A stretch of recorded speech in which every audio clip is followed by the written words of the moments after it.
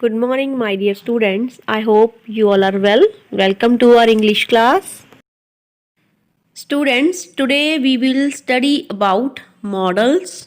Okay, modals, or we can say modal verbs also. So let's start. So, students, modals are special verbs.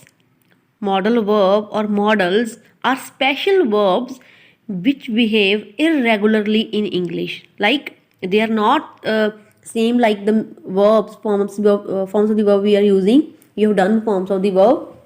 So like we are using the main verbs, they are not like them. They are different from the main verbs.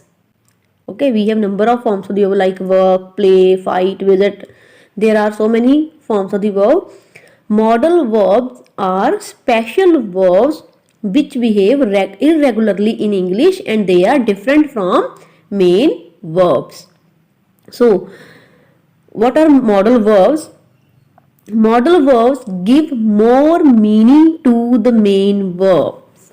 They give more meaning to the main verbs. It means they add some extra meaning in the main verb in a sentence. And another thing is, modal verb cannot stand alone. Okay, they cannot stand alone. It means modal verb cannot stand alone means modal verb is always followed with the main verb. Okay, modal verb is always followed by a main verb. Like most probably modal verb is followed by first form of the verb. Okay, whenever we are using any modal verb, then with that we have to use first form of the verb. Like here is an example, he can swim. Now here can is a modal verb and swim is a main verb, or we can say first form of the verb or base verb. So here modal can is followed by the first form of the verb swim. Okay, if we will write only he can, then it doesn't make any sense. If we will write only he can, then it doesn't make any sense. So modal verb is always followed by a main verb. It cannot stand alone. Clear? Students, as I told you, modal verb is always followed by a main verb. It cannot stand alone. One more characteristic of a modal verb is they never change their form. Okay, they never change their form. As in the forms of the verb, we are changing them. We are having first form, second form, third form of the verb, and we change them using ing and ed also. But here we cannot change the form of modal verb by adding s or es or ed or ing with them. Okay, so we can't add SESEDING with the modal verb as we add in the main verb based forms of the verb like cans, canned, canning. These all are wrong. These all are wrong. Cans, canned, canning. These all words are wrong. We cannot add SESED or ING with the modal verbs, and we can't make any kind of changes or any kind of modification in the modal verb. So please remember this thing. Don't add ING, SESED with the modal verb. We cannot change. Okay, we cannot change modal verb. It's a characteristic of a modal verb. Now let's discuss in detail the modal verbs. First one is may. We use may to ask or give permission. When we need any kind of permission from somebody, or when we have to give the permission to somebody, then we use the modal verb may. For example, may I use your phone please?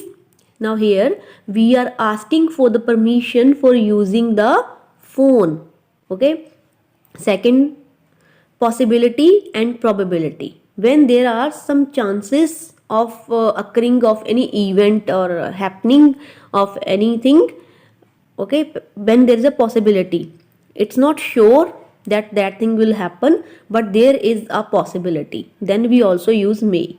For example, it may rain tomorrow. Now, it may rain tomorrow, but we are not sure. Possibility is there, it may rain tomorrow, but we are not sure. So when there is a possibility, the thing may be happen, then we use may. Then less than 50% certainty.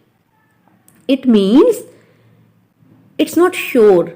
It's not sure that thing will happen.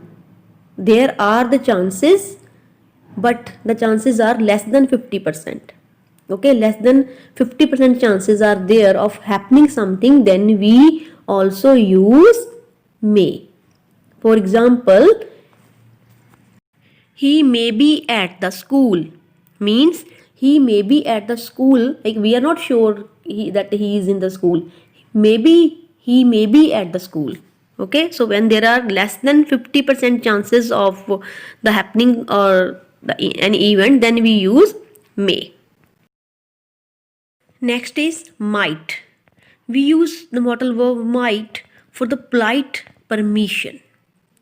When we want to give any kind of permission or asking for the permission very politely, then we use might. For example, might I suggest an idea? Okay, so for the polite permissions, when we are asking for something from someone very politely, then we use might. And we also use might when there is a possibility or probability of happening something in the future. That may be that event or that action will happen in the future. For example, I might go on holiday to Australia next year. Like, I'm not sure that I'm going, I might go on holiday to Australia next year. So when there are some chances of occurring any event in the future, then we also use might. Next is must. Must is used for strong obligation, means जो काम हमें करना ही चाहिए, हमारा कर्तव्य है, that is our duty, that we have to fulfill. Okay, that is the thing or the task we should do, that is our duty. That for that we use must. Like, you must stop when the traffic light turn red, means when there is a red traffic light, then we must stop, you must stop. Like, so we use must for strong obligation, for the duties which we have to perform. Clear? Then to show strong necessity, मतलब किसी चीज की बहुत ज़्यादा ज़रूरत है और ये आपको करनी ही चाहिए. I must go to class today. Okay, I must go to class today. Then for prohibition, like things which are prohibited, जिनकी मनाही हो, that are not allowed to do. For example, you must not open the door. Next is can. Can is used to show the ability, capability. When you have the ability to do something, to perform any action, you are capable to perform that action. Means कर सकते हो. For that we use can. Like, I can swim. I can swim. Okay. We also use can for permission. For example, can I use your phone please? So here in this sentence we are asking for permission for using the phone. So we use can for showing the ability, capability, and the permission. Next is possibility. There are chances of happening something. So for example, smoking can cause cancer. It means there is a possibility that smoking can cause cancer. So for showing ability, capability, for asking permission, and for the possibility, we also use can. Next is could. Could is the past form of can. And we also use could for polite permission when we are asking politely for the permission. For example, excuse me, could I just say something? So for polite permission we are using could. Then we also use could for showing the possibility, chances of the happening of any event. For example, it could rain tomorrow. Next is will. We use will for future action or states, not the plans. We use will for future actions which are going to be happen in the future. For example, prices will go up next summer. Okay. Then we also use will for promises and intentions. When we are doing the promise of anything, and for showing our intentions we also use will. For example, it's all right, I will pick it up. We also use would for polite requests, offers, and invitations.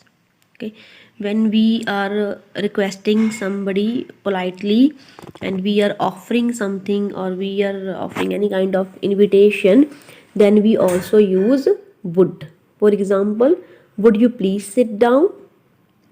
Would you like some tea? So for polite requests and polite for offering something, okay, for polite request and when we are offering something to someone, and for the invitation when we are inviting somebody, then we also use would.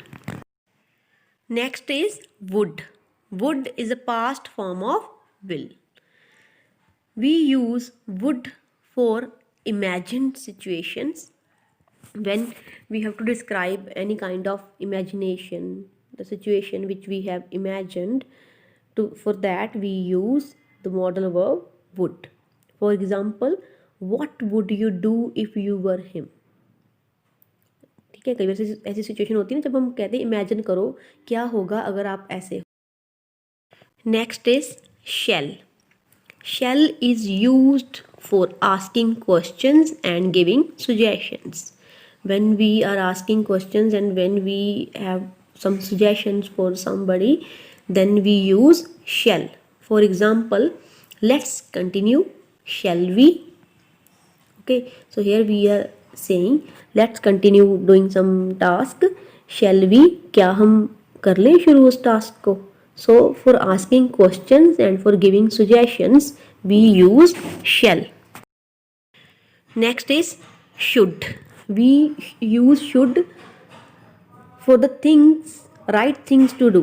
Like when we are telling somebody that these things are right and you have to do, you should do these things, then for that we use should. For example, she should call the police. And we also use should for giving advice. Okay, for example, you should stop thinking about it. Okay, so for advice, for telling somebody that these things are right to do, we use should. Then we also use should for the things what is likely or expected to happen. Okay, which may be happen, which are likely to happen or expected that these things will happen.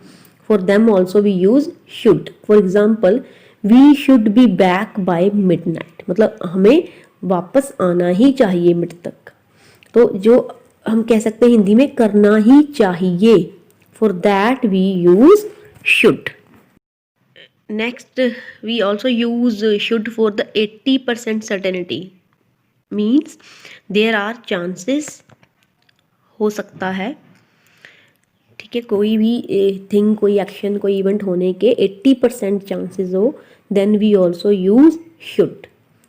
For example, he should be at school. There is not 100% surety. Certainty means surety.